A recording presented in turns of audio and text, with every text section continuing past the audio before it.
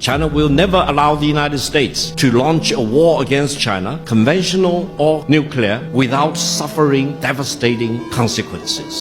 Why farmers are so concerned about their farm finances right now, they really just can't catch a break. It's not just because corn prices are below break even for most. It's the fact input prices are so high. The U.S. has lost the corn crown. We've been the world's top exporter of corn for just about every single year in history.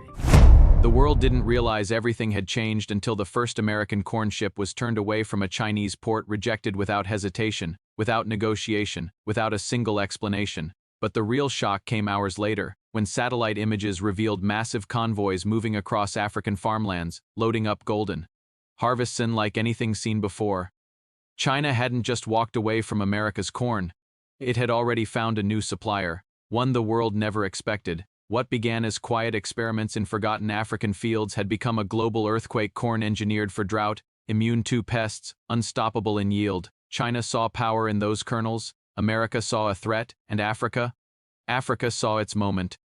For the first time in modern history, the balance of world agriculture tilted south. The question shaking capitals worldwide wasn't why China rejected America, it was how Africa suddenly became the one nation China could not afford to ignore. No one expected the refusal to come so abruptly. At first, it was just a rumor whispered through trading floors in Shanghai, then a sudden dip in commodity futures. But by dawn, the statement was official, stamped with the red seal that always made the world pause. China would no longer accept shipments of American corn. Ships already crossing the Pacific were ordered to reroute. Contracts worth billions evaporated overnight. And somewhere in Washington, alarms began ringing in rooms not accustomed to shock. But the shock did not come from the rejection alone. It came from China's next move, delivered with eerie calm, a new multi-decade agricultural alliance, not with Europe, not with South America, but with Africa. The world asked why, and the world waited for answers. But the truth was unfolding quietly, far from the microphones and cameras, in fields that had once been dismissed as too dry, too risky, too unpredictable. Those fields now shimmered with golden rows of maize that seemed almost unreal in their abundance, taller, hardier, more resistant than the varieties that had defined global markets. For decades, China had noticed, America had not. The shift began months earlier, when a delegation quietly slipped into several African capitals, moving without fanfare, without headlines, without the grand pageantry typical of global diplomacy. Their mission was not political. It was survival. China's food security had become the silent obsession of its planners. Floods in the south, droughts in the north, shrinking arable land, rising costs of imported feed, every pressure point had tightened at once. The country needed new land, new partners, new innovations, and it found them in Africa, not in glossy conference halls, but in dusty farmlands, in research centers powered by unreliable electricity, in villages where agricultural transformation had been treated as a miracle rather than a policy. What China discovered there changed everything. The new maize strains were unlike anything they had seen. They thrived in brutal heat. They drank little water. Their kernels were rich in starch, perfect for feed, ethanol, and processed goods. Most importantly, they were not subject to the geopolitical strings that came with American exports. They were Africa's creation, developed quietly in the background of global agricultural politics, perfected by scientists who had grown tired of watching their continent depend on foreign grains. China recognized the opportunity instantly. America, distracted by other battles, did not. The decision to reject American corn was not just economic, it was symbolic. Years of trade tensions had soured trust, inspections had grown contentious, accusations flew back and forth, pesticide residues, GMO disputes, labeling issues. Every shipment had become a negotiation, and every negotiation a tug of war. Then came the final spark. A shipment of corn from the Midwest arrived with contamination levels slightly above China's strict thresholds. Not enough to cause panic, but enough to raise eyebrows, enough to justify a bold move long in the making. China rejected the shipment, then rejected the next, then rejected all future imports, citing quality inconsistency. What was left unsaid was far more important. China no longer needed them.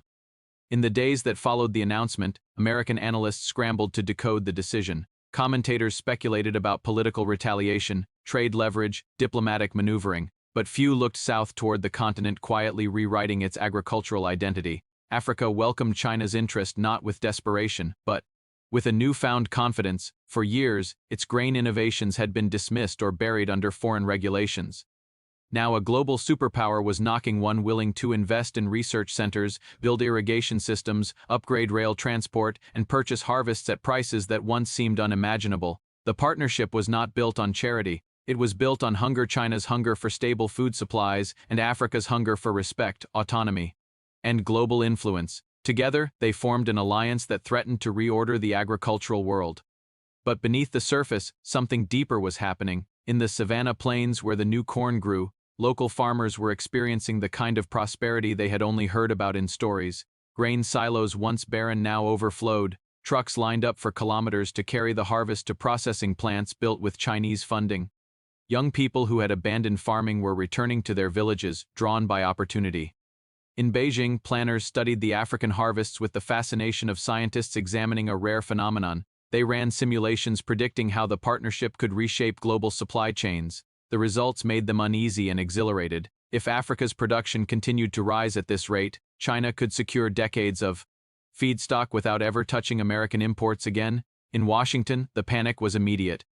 Corn wasn't just a crop, it was power in trade deals, power in diplomacy, power in feeding the world. Losing China as the largest buyer was not simply a financial wound. It was a geopolitical rupture. It signaled to the world that America's agricultural dominance was no longer unquestioned. Behind closed doors, officials debated retaliatory tariffs, subsidies, emergency negotiations. But none of it mattered. China had already moved on. And Africa, long treated as a passive recipient, was stepping into a new role: supplier, innovator, partner. The most unsettling part for America was not the rejection. It was how quietly everything had changed. There were no threats, no ultimatums, no warnings, just a soft shift in the global winds, subtle enough to ignore until it was too late. The partnership rewrote expectations. China began testing drought-resistant African varieties in its northern provinces. Joint research labs opened in Nairobi, Accra, and Addis with funding that dwarfed anything offered in years past. African maize began appearing in Chinese markets, praised for its quality, its resilience, its affordability. And in a twist almost too poetic to believe, some American farmers found themselves purchasing seeds influenced by African genetics, desperate to match the newer strain's performance. The world had changed in silence, and most had not realized it. But for those who paid attention, the traders, the scientists, the diplomats, the new reality was unmistakable. Africa had become the unexpected agricultural powerhouse. China had become the strategic partner. America had become the observer. And all because a single decision, delivered without drama, had redrawn the lines of global food power. The question was no longer why China rejected America's corn. The question was what the world would do now that Africa was rising and refusing to be ignored again. The first shipments of African corn arrived in China before the world fully understood the magnitude of the shift. They came quietly, without the media frenzy that usually surrounded major imports, docking at eastern ports under a thin veil of dawn. Workers unloading the cargo expected the usual pale yellow kernels brought in from overseas. Instead, they found grains deeper in color, fuller in weight, carrying a faint, earthy scent that hinted at unfamiliar soil and uncharted origins. Farmers from northern provinces gathered around the shipments with cautious curiosity, whispering among themselves as the first bags were opened and poured. The kernels rolled like beads of polished amber, each one a symbol of a future rapidly slipping out of America's hands. Within days, the grains were distributed to agricultural stations across China. Scientists studied the corn under bright fluorescent lights, running tests late into the night as thunderstorms cracked over the distant horizon. They documented water absorption rates, drought resilience, mold resistance. The results startled them. The African corn performed better than expected, better, in fact, than nearly all imported varieties China had relied on for decades. It germinated quickly, sprouted vigorously, and withstood simulated stress tests that would have crippled most strains. But what unsettled the researchers most was the discovery hidden in the genetic profile. The corn was undeniably modern, edited, enhanced, engineered for survival, but it carried no signatures from the biotech giants that dominated the global seed market. No patents, no proprietary genes, no legal traps. The corn was free. It belonged to no one but the continent that grew it. While laboratories buzzed with excitement, American diplomats scrambled behind the scenes, their messages to Beijing growing more urgent by the hour. They asked for explanations, demanded emergency meetings, insisted that existing trade agreements be honored.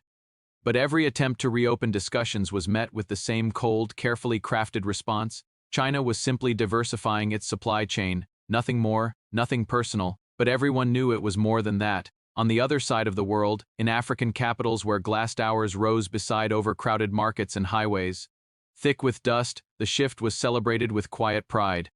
Leaders who had endured decades of condescending negotiations now found themselves courted with new respect. Delegations arrived weekly, investors, scientists, strategists seeking to understand how a region once dismissed as an agricultural underdog had created crops capable of shaking global markets. The answer lay not in miracle breakthroughs or foreign intervention, but in years of silent work. In research centers that survived on inconsistent budgets, in scientists who refused to flee their countries despite the brain drain pulling at their futures, in farmers who experimented on their own plots when official institutions ignored them. It was a revolution built through stubbornness and necessity, not prestige. Now there. Rebellion was feeding a superpower. China, recognizing the strategic goldmine before anyone else, moved swiftly. Within weeks, construction crews broke ground on new processing facilities in several African countries. Massive silos rose from red earth. Irrigation pipes stretched like silver veins across once barren fields. A rail corridor was proposed to link inland farms to coastal ports, guaranteeing a steady stream of exports for decades. It was the kind of investment Africa had always been promised but never truly received. Farmers felt the change first. Buyers no longer haggled aggressively over prices or treated their produce as inferior. Instead, they arrived with detailed contracts, guaranteed purchase agreements, and offers of equipment that would have been unthinkable just a year earlier. Young people who had abandoned farming for city jobs returned home, drawn by opportunities. That suddenly felt real. Villages long plagued by hunger began to thrive, shops reopened, schools expanded, local cooperatives formed to manage growing wealth, and with every harvest, China's reliance on African corn deepened. The shift quickly became impossible for Washington to ignore. News outlets broadcast stories of abandoned American corn shipments drifting near foreign ports, their cargo now worthless. Farmers in the Midwest held tense meetings, their concerns growing more desperate as prices plunged. Politicians demanded answers, yet none could explain how a region they had never considered a competitor had suddenly become the new backbone of China's food security. The anxiety escalated when a leaked report revealed that China was planning to phase out nearly all American agricultural imports within 5 years. It was a move that would devastate the U.S. grain industry and accelerate the global repositioning already underway. The report spread like wildfire, sending shockwaves through economic circles and prompting heated debates across Congress. But America's biggest challenge was not the economic collapse, it was the realization that it no longer understood the world it once controlled. In Africa, the mood was a blend of triumph and caution. While the alliance with China opened unprecedented doors, many feared repeating past mistakes, dependency, exploitation, broken promises. But this time, the continent had leverage it never possessed before. It had the innovations, it had the crops, it had the bargaining power. What made the situation even more unpredictable was the cultural shift sweeping the continent. The younger generation saw the partnership not as an escape from Western influence, but as an assertion of sovereignty. They shared images of lush fields and new infrastructure with pride, emphasizing the continent's rising influence. They didn't see themselves as recipients of foreign help, they saw themselves as architects of a new global order. Meanwhile, in Beijing's highest offices, advisors presented projections showing how African grain could stabilize China's long-term food security. For a nation with the world's largest population, that stability was priceless. America, once trusted as the dependable supplier, had become too politically volatile, too unpredictable, too entangled in its own internal divisions. Africa, by contrast, offered something America could no longer guarantee: reliability. And so China embraced the alliance fully, quietly, systematically aware that every ton of African corn it purchased was a step further away from American influence. Every shipment was a message. Every harvest was a warning. By the time the world finally accepted the new reality, the old one had already vanished. The balance of power had shifted. Corn, the simplest of crops, had redrawn the global map. What began as a trade decision had become something far bigger. A realignment of empires, a redemption of a continent, and a quiet, unstoppable reshaping of the future. Africa had risen, China had chosen, America had been left behind.